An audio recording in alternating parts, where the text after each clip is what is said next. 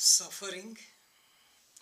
All activities in the world produce suffering.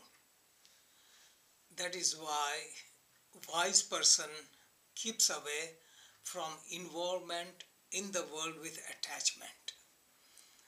Only thing that doesn't produce suffering is awareness of the self. The cause of suffering, Patanjali explains, is always parinama, tapa, sanskara and guna viruddha. There are 4 reasons why all the activities produce suffering. One is parinama. No matter how pleasant the experience is, end product always is suffering. In eating, in listening to music, or any sense activities produces suffering at the end or despair at the end. Second thing is tapa. Tapa means effort. It takes so much effort to attain it. So effort is painful. After you attain it, you have to sustain it. That is painful. And after you sustain it, it goes away. It is painful.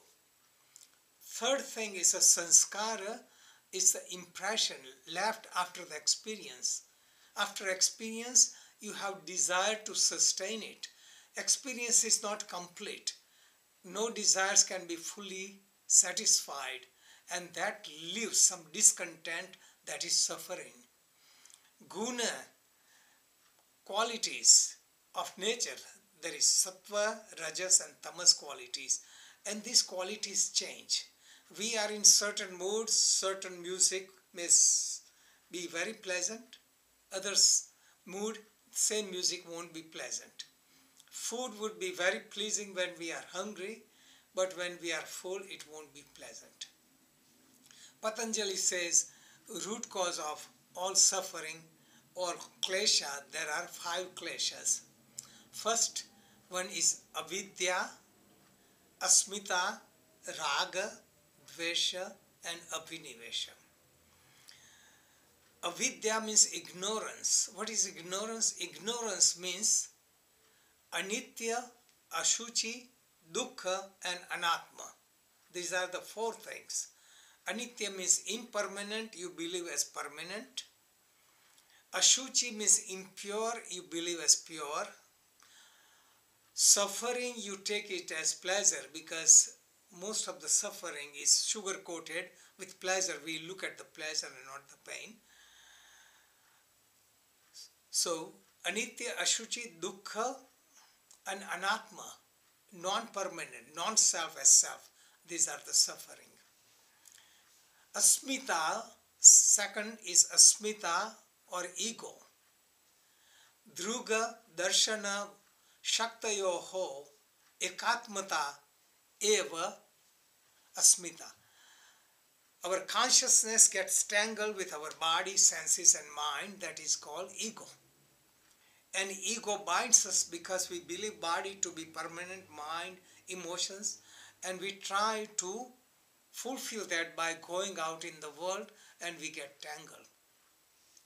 Raga means attraction toward pleasure. Dvesha means aversion toward unpleasant. So we run away from the unpleasant and run toward pleasure, and this running also causes problem. And then abhinivesha means fear of death, and that is present in all the living creatures. It is for survival purpose, but also it hinders. So when one gets a knowledge of self, one becomes free from avidya or ignorance, and then one finds peace. One is not controlled by nature. As long as consciousness remains pure and doesn't get involved, one doesn't suffer. Suffering comes because it is wrong identity, because we are not the body and we consider body as real. Everything is like a dream and we believe the dream to be real, and that is the cause of suffering. So end of suffering means knowledge of self, that I am Sat, Chit and Anand. I am immortal, I'm consciousness, everything is known within, and Anand means bliss. I'm bliss, so I don't need to seek for happiness in the world using my mind and senses going in the world. That is wrong direction. I'm immortal.